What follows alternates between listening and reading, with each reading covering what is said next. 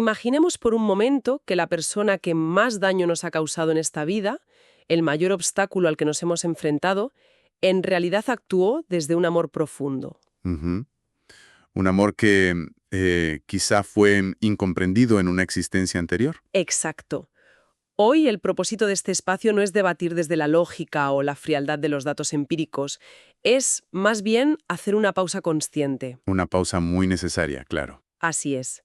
Vamos a adentrarnos en una exploración íntima, pausada y sumamente reflexiva sobre esa memoria que reside más allá del tiempo lineal que conocemos. Y para ello nos convoca una obra verdaderamente especial. Fíjate que es un texto que remueve los cimientos. Se titula exactamente Lo que el alma recuerda, vidas pasadas, escrita por José Antonio Marchante. Es un viaje que exige ante todo un profundo respeto por parte de quienes nos escuchan. Totalmente. La misión de esta inversión que compartimos hoy no es, en absoluto, intentar convencer a nadie de un dogma espiritual, ni establecer verdades inamovibles, No venimos a sentar cátedra. para nada. Se trata de acompañar a un hombre en su honesto, desnudo y vulnerable viaje hacia el interior de su propia conciencia. Y a través de su testimonio detallado, observamos cómo los recuerdos del alma tienen el poder de moldear nuestro presente más inmediato. Nos revela lecciones fundamentales, lecciones sobre el perdón, la naturaleza del amor incondicional y nuestro verdadero propósito. Y es un relato que, además, desafía de forma muy valiente esas percepciones limitadas que nuestro ego construye día tras día. Claro, ese ego que solo busca mantenernos en una falsa sensación de seguridad. Y resulta muy revelador observar cómo todo gran viaje interior suele comenzar precisamente en esos instantes donde la vida exterior parece haber alcanzado una calma perfecta. Ujú. No nace del caos. Eso es, nace del silencio. José Antonio describe una etapa inicial de su vida marcada por una profunda estabilidad. Fíjate, hablamos de un hombre con una familia estable, con rutinas que denotan madurez. Dedica sus mañanas a agradecer, a meditar en calma, a hacer deporte. Desde fuera la imagen es la de un hombre que ha alcanzado la plenitud. Pero en su interior relata la existencia de un eco constante. ¿Un susurro? Un susurro muy persistente, sutil, pero imposible de ignorar. Y que no logra callarse con el ruido amable de su rutina. Pues a ver, ese susurro interior es el primer indicador mecánico de que el alma está lista para despertar. ¿A una realidad mayor te refieres? Exacto. Desde el punto de vista del desarrollo espiritual, a menudo el entorno físico y emocional debe estabilizarse por completo para que la psique pueda soportar el peso de una búsqueda profunda. Ya veo. Cuando no hay crisis externas urgentes, la conciencia por fin tiene el espacio necesario para formular las preguntas que siempre han estado ahí, latentes. Y el detonante físico de esta búsqueda llega de la forma más fortuita e imaginable. Las casualidades que no lo son. Claro. Durante un paseo prenavideño por el centro de la ciudad, rodeado del olor a castañas asadas y del ambiente festivo, su esposa entra en unos grandes almacenes. Buscando un libro para una amiga, si no recuerdo mal. Eso es. Y en ese preciso instante, casi guiado por un instinto primario, la atención de José Antonio es capturada por un pequeño ejemplar en una estantería. Muchas vidas, muchos maestros, del Dr. Brian Weiss. Exactamente. Un hallazgo que parece casual, pero se convierte en la llave maestra que abre la puerta a sus propias meditaciones de regresión. Pero, claro, a medida que profundiza en este estado alterado de conciencia, ocurre algo que choca con la idea romántica de la meditación. Su ego empieza a gritar. Se siente profundamente amenazado por este avance. Vale, vamos a desgranar esto. Al leer cómo describe este proceso, me viene a la mente una imagen muy clara. A ver, Es como si el ego fuera un niño asustado, haciendo ruido y causando un caos tremendo en una habitación, intentando acaparar toda la atención. ujú, Mientras que el alma es la voz suave, sabia y serena, que espera pacientemente en un rincón a ser escuchada. una analogía muy certera. Pero yo me pregunto, ¿por qué la mente subconsciente y el ego oponen tanta resistencia inicial, llegando al extremo de generar un agotamiento físico casi paralizante en José Antonio? Lo fascinante de esto es observar con detenimiento nuestra propia mente humana. El ego prospera en el ruido, en la estructura conocida. En las etiquetas. Totalmente. Y sobre todo en la ilusión absoluta de control. Su función desde que nacemos es ser el guardián estricto de nuestra identidad actual. Nos dice quiénes somos basándose solo en esta vida. Claro. El alma, por el contrario, se comunica en la sutileza, en la intuición pura. En el silencio expansivo. Exacto. Entonces, cuando José Antonio comienza a meditar para acceder a vidas pasadas, está pidiendo a su conciencia que cruce una frontera inmensa. Una frontera para la que la mente lógica no tiene entrenamiento. Ninguno. El cansancio extremo que él experimenta, esa sensación literal de que su batería vital se ha vaciado, demuestra un principio fundamental. Que abrir la puerta al subconsciente profundo requiere una energía colosal. Así es. El ego opone resistencia porque no percibe esa expansión como sanación. La percibe como una amenaza directa a su soberanía. Claro, si somos más que este cuerpo, el ego pierde su poder absoluto. Así de simple. Y así de complejo a la vez. Es una lucha verdaderamente silenciosa, pero extenuante. Requiere una voluntad de hierro. Desde luego. Sin embargo, una vez que José Antonio logra atravesar esa barrera y aquietar ese ruido defensivo, las primeras imágenes que emergen rompen con cualquier expectativa preconcebida. Llegamos al relato de su quinta sesión de meditación. Una visión de una claridad sobrecogedora. Él se percibe a sí mismo como un guerrero indio. Pero fíjate en los detalles de esta escena. Sí, porque aquí no hay arcos, no hay flechas volando. No hay guerra a su alrededor. Exacto. Se encuentra herido o quizá gravemente enfermo, postrado en el suelo dentro de una tienda que desprende un calor sofocante. Un ambiente denso. Y a su lado, en la penumbra, hay un hombre que cumple la función de sanador. Este hombre agita rítmicamente una maraca sobre su cabeza y su pecho. Y en medio de ese trance le susurra una frase fundamental. Una frase que queda grabada en lo más profundo de su ser. Le dice, bien hecho, lo has conseguido, la has protegido. Es un momento de un peso espiritual tremendo. En ese instante exacto, al abandonar el cuerpo físico en esa vida, José Antonio describe haber sentido una inmensa, insuperable paz espiritual. Sabiendo con absoluta certeza que su misión de protección se ha cumplido. Y fíjate, al pensar en la figura de un guerrero, la mente humana automáticamente espera batallas, violencia o la victoria sobre un enemigo. Claro, el conflicto exterior. Pero aquí solo encontramos quietud, sanación y el deber sagrado de haber protegido a alguien. ¿Qué nos revela esto sobre lo que el alma realmente valora? Nos revela una verdad muy profunda. La memoria del alma opera con un filtro completamente distinto al de nuestra mente terrenal. Nuestra mente glorifica el evento visible, la batalla. Exacto. El alma, sin embargo, no retiene el drama externo ni la gloria vacía. Retiene pura y exclusivamente el impacto emocional y la pureza del aprendizaje espiritual. ¡Qué poderoso! La paz absoluta que siente este guerrero en su lecho de muerte, alejado de las armas, sienta la base fundacional de la verdadera misión eterna de José Antonio. Que no es otra que el servicio incondicional y la protección compasiva hacia los demás. Así es. La escena despoja al arquetipo histórico del guerrero de toda agresividad. El alma recuerda la intención detrás del acto, no la escenografía. Y esa idea de que el alma filtra la realidad, quedándose solo con la esencia emocional, es clave para entender lo que viene después. La siguiente prueba. Porque si la experiencia del guerrero indio le enseñó la paz inmensa del deber cumplido desde el amor, una regresión posterior pondría a prueba toda su estructura de creencias. Creencias sobre el dolor humano y las supuestas traiciones que arrastramos. Fíjate en esto.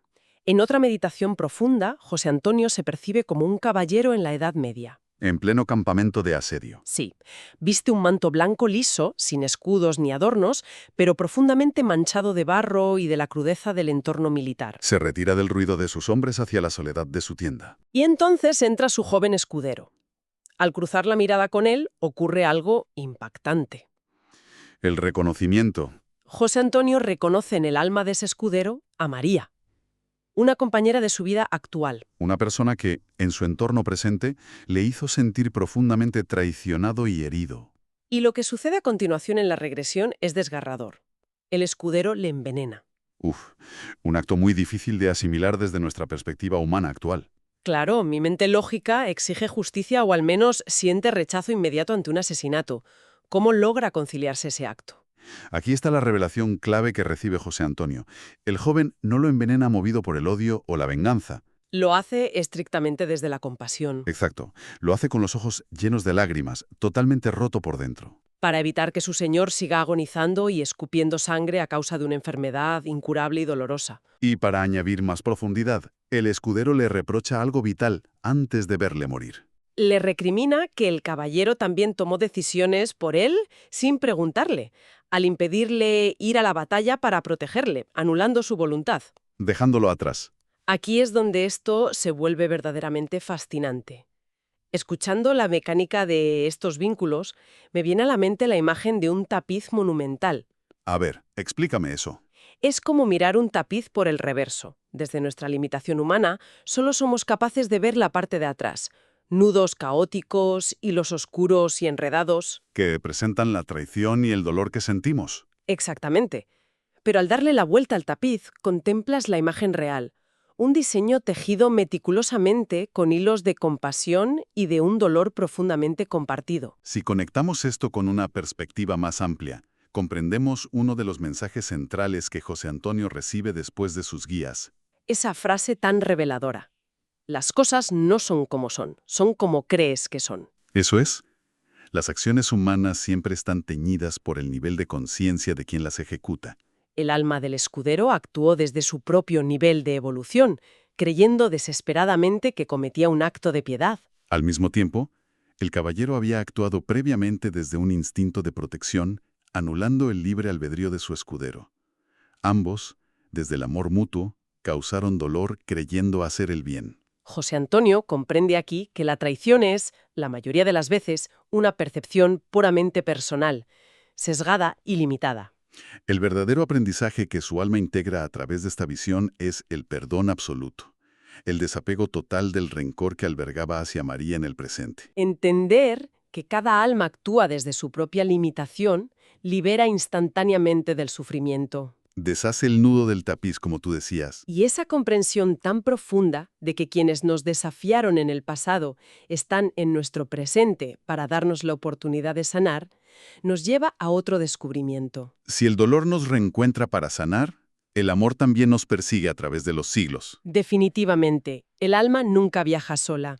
José Antonio relata una regresión en el capítulo 21, donde se observa a sí mismo viviendo en Francia. Respondiendo al nombre de Jean-Pierre. Habita una casa de madera, muy humilde, junto a un arroyo. Allí convive de manera pacífica con una señora mayor y con un bebé llamado Veronique. Y fíjate en los reconocimientos que ocurren aquí. Son increíbles.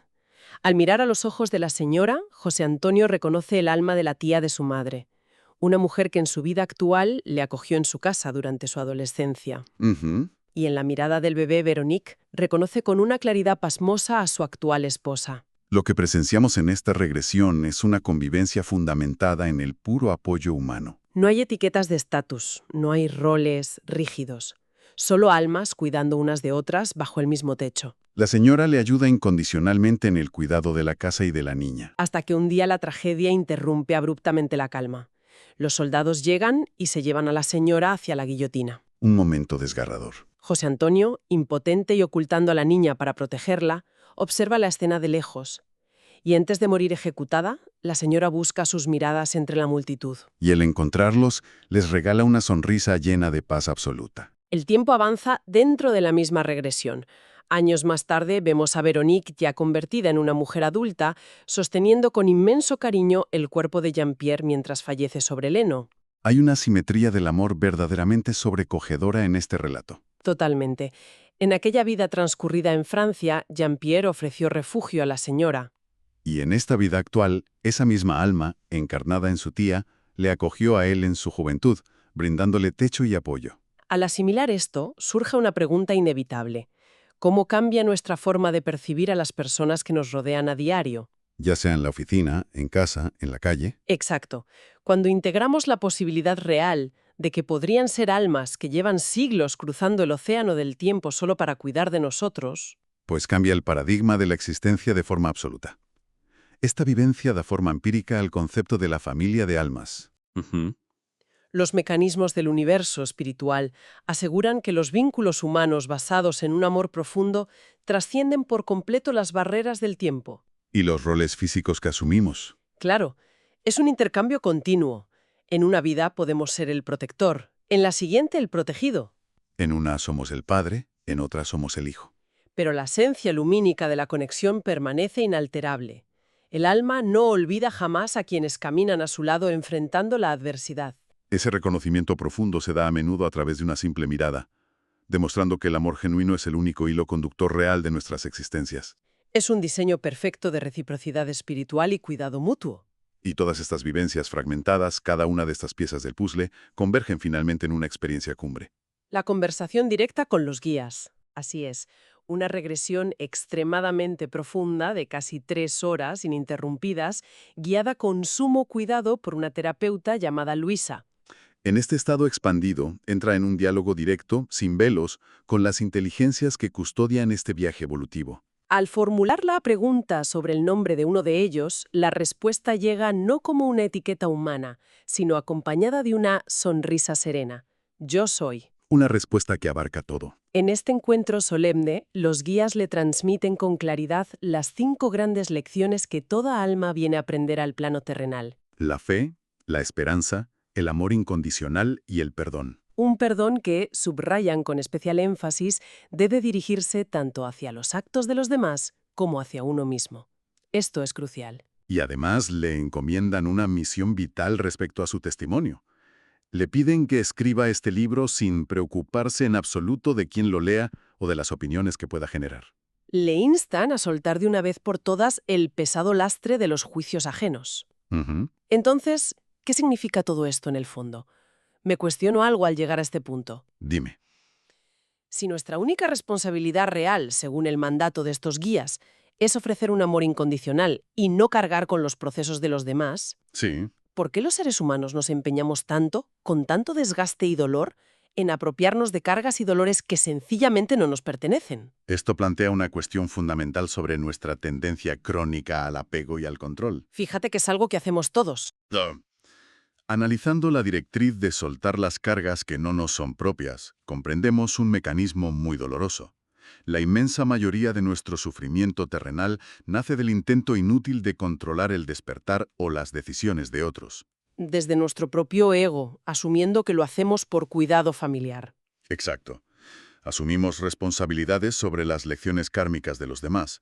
Queremos evitarles el dolor que, paradójicamente, necesitan para crecer. Uf, qué duro asimilar eso. El verdadero amor incondicional, tal como lo ha tenido que asimilar José Antonio a través de siglos, no consiste en resolver la vida del otro Consiste en acompañar en absoluto silencio, con empatía, y respetar profundamente el ritmo evolutivo del alma ajena. por mucho que sus decisiones nos duelan. Exige la suprema madurez de comprender que cada ser tiene su momento exacto y perfecto para despertar. Nuestra única y verdadera labor aquí es ser un faro de amor. Sostener una presencia constante, sin emitir juicios. Y despojándonos de la expectativa de intervenir o modificar su proceso. Ese es, en su forma más pura y destilada, el mensaje central que nos regala el viaje interior de José Antonio. Recordar vidas pasadas no es un ejercicio de curiosidad banal, no es nostalgia histórica. Es una herramienta sagrada y profundamente práctica para sanar las grietas emocionales de nuestro presente. Sirve para recordar cómo proteger nuestra esencia y aprender a vivir desde el perdón absoluto y la compasión. Así es, si aceptamos de manera profunda y sincera la premisa de que el alma planifica y elige sus circunstancias antes de encarnar, la perspectiva de nuestra existencia cambia desde la raíz misma. El dolor deja de ser un sinsentido para convertirse en un mapa de ruta hacia la comprensión. Y precisamente esa idea nos invita a un replanteamiento total de nuestra realidad cotidiana, una reflexión que merece el más absoluto de los silencios para ser asimilada por quienes nos escuchan hoy. Fíjate en la magnitud de esto. Si abrazamos esta visión, nos vemos obligados a hacernos una pregunta transformadora. ¿Qué pasaría si el mayor obstáculo al que nos enfrentamos hoy, esa persona que nos desafía al límite, no fuera un castigo del destino? Ujú. ¿Qué pasaría si fuera la clase magistral que nosotros mismos solicitamos con valentía antes de nacer para aprender, de una vez por todas, a amar sin condiciones? Es una reflexión inmensa, y para quienes sientan que este relato resuena con un eco profundo en su propio interior, les invitamos con total seriedad y respeto a descubrir cada matiz de este viaje. Pueden acercarse al testimonio completo adquiriendo el libro Lo que el alma recuerda, vidas pasadas, a través de la página web tepuedoayudar.es y también en Amazon. Porque a veces, las respuestas más grandes de nuestra vida no llegan anunciadas por relámpagos cegadores ni voces estruendosas. Llegan mediante una certeza silenciosa, ese susurro persistente y sabio del alma que pacientemente solo espera el momento exacto en el que estemos, por fin, listos para escuchar.